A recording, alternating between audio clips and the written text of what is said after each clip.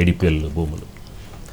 దాడి చేయలేదు, రిపోర్టర్ల మీద అటాక్, దాడికి ప్రయత్నం చేశారు, అడ్డుకునేటువంటి ప్రయత్నం చేశారు.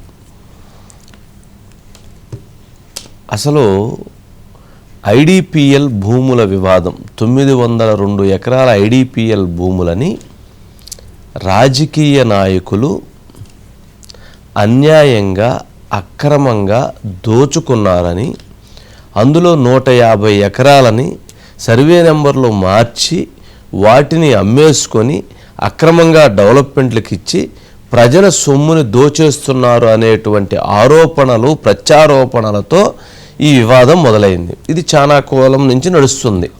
ఈ వివాదంలో ఎవరైతే మాధవరం కృష్ణారావు వర్సెస్ కల్వకుంట్ల కవిత మధ్య తీవ్ర ఆరోపణలు నడిచినాయి. సరే, ఈ ఆరోపణల నేపథ్యంలో దీనిపైన ముఖ్యమంత్రి రేవంత్ రెడ్డి గారు విజిలెన్స్ విచారణకి ఆదేశించారు నిన్న. దీనికి సంబంధించినటువంటి గత వారం రోజులుగా ఐడిపిఎల్ భూముల వివాదానికి సంబంధించి కృష్ణారావు గారు ఇంటర్వ్యూ చేయటం అది మహాన్యూస్ ఎక్స్క్లూజివ్గా చేసింది. అదేవిధంగా కవిత గారి ఇంటర్వ్యూ కూడా మహాన్యూస్ ఎక్స్క్లూజివ్గా చేసింది. దీని తర్వాత ఈ వివాదం పైన విచారణకి ప్రభుత్వం ఆదేశించింది. ఇది మహాన్యూస్ ఎఫెక్ట్ ఫలితం.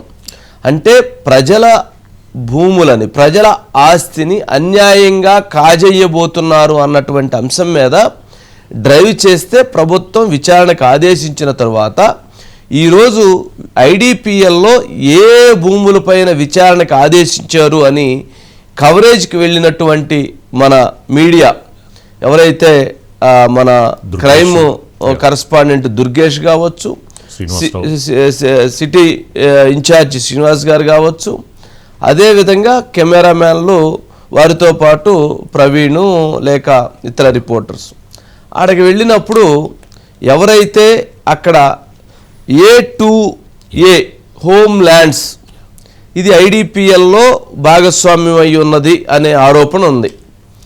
ఈ A2A హోమ్ ల్యాండ్స్ని ఆనందరావు